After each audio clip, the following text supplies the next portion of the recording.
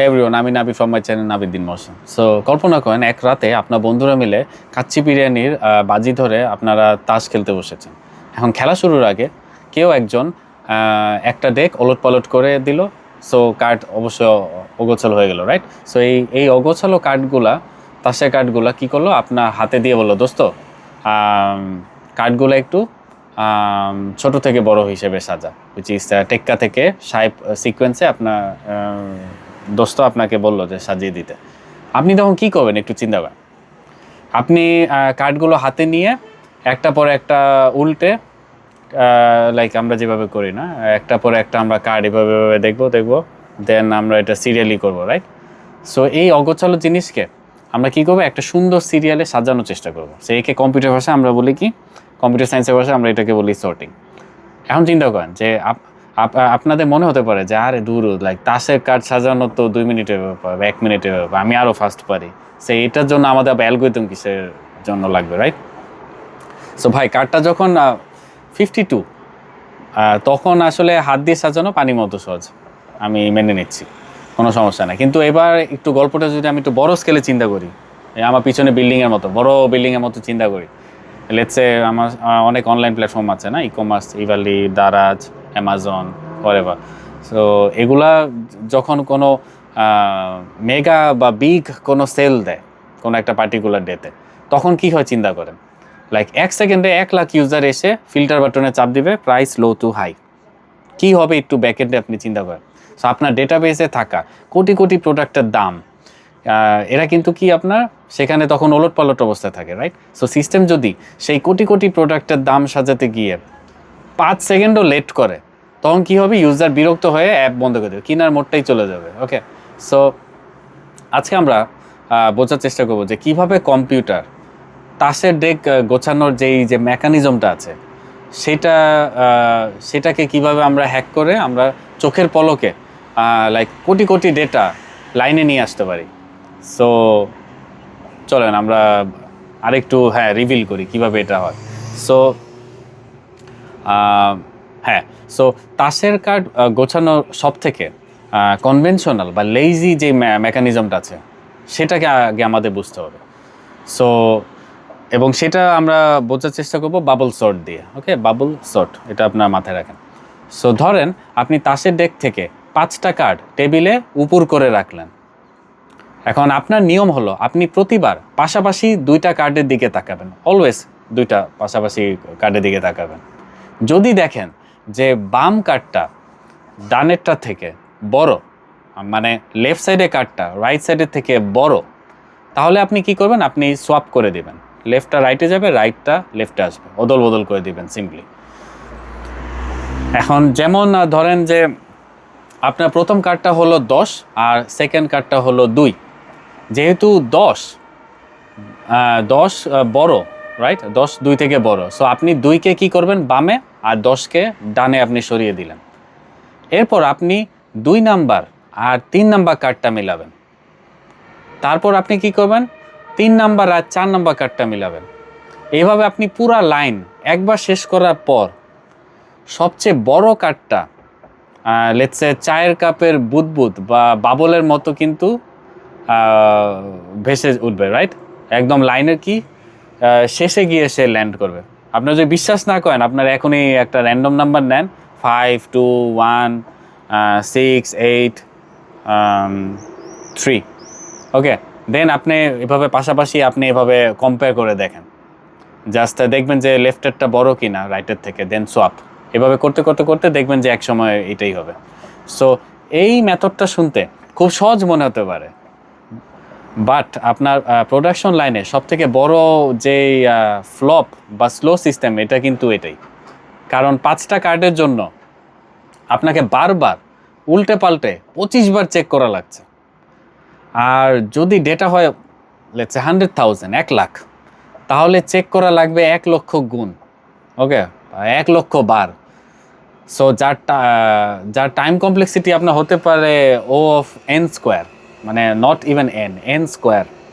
ওকে, so আপনার একটা তখন নেস্টেড লুপ লাগবে আর কি। সো আপনার সার্ভার 100% CPU লোড হিট করে ওখানেই কিন্তু জ্যাম হয়ে সে বসে থাকবে। সো এই কারণেই আপনার লেটসে আপনার জিনিয়াসরা তাই আপনার বড় স্কেলে বাবল সর্ট বলেও তারা ইউজ করে না, ওকে, কারণ এটা ইউজ করা বোকামি। ছোটোখাটো নাম্বারের জন্য ঠিক আছে, বাট লার্জ স্কেলে এগুলা ইউজ করা বোকামি ছাড়া আর কিছুই না। সো বড় বড় এন্টারপ্রাইজ সিস্টেমে কোটি কোটি ডেটা সর্ট করার আসল সিক্রেটটা হয়তো এখন আপনাদের মাথায় ঘুরপাক কাচ্ছে, রাইট? তাহলে ওরা কিভাবে করে? আমরা তো ইউনিভার্সিটিতে এগুলোই শিখি। সো তারা কি করে, আস্ত একটা তাসের ডেক একসাথে ধরে ওটাকে গোছানোর মতো বোকামির কাজ তারা করে না, ওকে। তারা ব্যবহার করে ডিরেক্টলি আপনার জুলিয়াস সিজারের সেই বিখ্যাত যে আপনার নীতি, ডিভাইড অ্যান্ড কনকুয়ার। সো তারা এই মেথডটা মানে আর কি, ভাগ করো আর শাসন করো, ওকে, ডিভাইড অ্যান্ড কনকুয়ার যেই মেথডটা আছে, তারা সেই মেকানিজমটা ইউজ করে। সো এই মেকানিজমের অন্যতম সেরা যে অ্যালগোরিদম, যেটা আপনারা অলরেডি যারা কম্পিউটার সায়েন্স স্টুডেন্ট তারা জানেন অবশ্যই, merge sort. So merge sort কিন্তু এটার উপর বেস করেই গঠিত। সো লজিকটা খুব ঠান্ডা মাথায় আপনারা ব্রেনের ভিতরে একটু ভিজুয়ালাইজ করার চেষ্টা করেন, তাহলে আপনি দেখবেন যে বোঝা খুবই ইজি হয়ে যাবে। সো একটা অগোছালো 52টা তাসের ডেক আপনার কাছে আছে লেটসে। এখন আপনি মার্জ সর্ট পাইপলাইনে প্রথম ডেকটাকে আপনি মাঝখান থেকে আপনি কেটে আপনি কি 2 ভাগে ভাগ করে ফেলেন। মার্জ সর্ট আপনি অ্যাপ্লাই করছেন 52টা কার্ডের উপর, এই পাশে 26টা, ওই পাশে 26টা। সো সে এখানে, এখন আপনি চিন্তা করেন কি হবে। আপনার কাছে 26টা আছে, রাইট? সো সে কিন্তু এখানে থামবে না, সে ওই 26টা কার্ডকে আবার কেটে সে কী করবে, 13টা ভাগ করবে। সো ফার্স্টে কী ছিল 52টা, রাইট? সো 26টা, দেন আবার 26টার উপর মার্জ সর্ট অ্যাপ্লাই করে সেটাকে আমরা 13টা করলাম। এইভাবে আমরা কাটতে আবার 13টাকে আমরা ভাগ করলাম, ঠিক আছে? সো এভাবে কাটতে যতক্ষণ না প্রতিটা টুকরায় মাত্র একটা করে কার্ড অবশিষ্ট থাকছে, ততক্ষণ পর্যন্ত কিন্তু সে কিন্তু এটা ভাঙতেই থাকবে। এখন একটু চিন্তা করে দেখেন যে একটা সিঙ্গেল কার্ড টেবিলে একা পড়ে আছে, তাকে কি আর নতুন করে গোছানোর কোনো দরকার আছে? What do you think? অবশ্যই না, রাইট? কারণ সে অলরেডি সর্টেড, একটা সিঙ্গেল কার্ড, সে অলরেডি সর্টেড, 2টা হলে একটা কথা ছিল। সো এবার শুরু হয় আসল ম্যাজিক, যার নাম হলো মার্জিং। এখন আমরা তো কেটে ফেললাম না ছোট ছোট টুকরা যতটা পসিবল, এখন আমরা এটাকে মার্জ করার ট্রাই করব। সো এবার পাইপলাইন এবার কি করবে, আপনার 2টা আলাদা, কয় মিনিট, 7 মিনিট, ও মাই গড, আশা করি আপনারা সবাই আমার সাথে আছেন, আমরা আড্ডার মাধ্যমে শিখছি। সো একটু বড় হবে, কারণ আমি কোনো সিমুলেশন দেখাচ্ছি না, আমি ডেসক্রাইব করছি। সো একটু টাইম লাগবে বোঝাতে, আর তাড়াহুড়া করলে আপনারা বুঝবেন না, এটাও একটা সমস্যা, ওকে। সো আমার একটা ট্রেড অফ বের করা লাগবে। আচ্ছা, সো আপনার মার্জিংয়ে আমরা ছিলাম, রাইট? সো 2টা আলাদা সিঙ্গেল কার্ডের টুকরা আপনি পাশাপাশি নেবেন, রাইট? এবং দেখবেন যে কার মান ছোট, এবং ছোটটাকে আগে রাখবেন এবং বড়টাকে তার ঠিক পরে রেখে সেই আপনার 2টা কার্ডের একটা কি নিখুঁত আপনি একটা জোড়া লাগাবেন। এরপর সেই আপনার দুইটা করে আপনি কি করে মিলিয়ে 4টা কার্ডের গোছানো একটা ডেক বানাবেন। তারপর আপনি 8টা বানাবেন, তারপর আপনি 16টা বানাবেন। সে এইভাবে উল্টা পথে জোড়া লাগাতে ফাইনালি ডেকটা কিন্তু আপনার তৈরি হয়ে যাবে, রাইট? আর আপনি তখন ম্যাজিকের মতো দেখবেন যে পুরা তাসের ডেক একদম নিখুঁতভাবে ছোট থেকে বড় সিকোয়েন্সে সুন্দরভাবে সাজানো হয়ে গেল। সো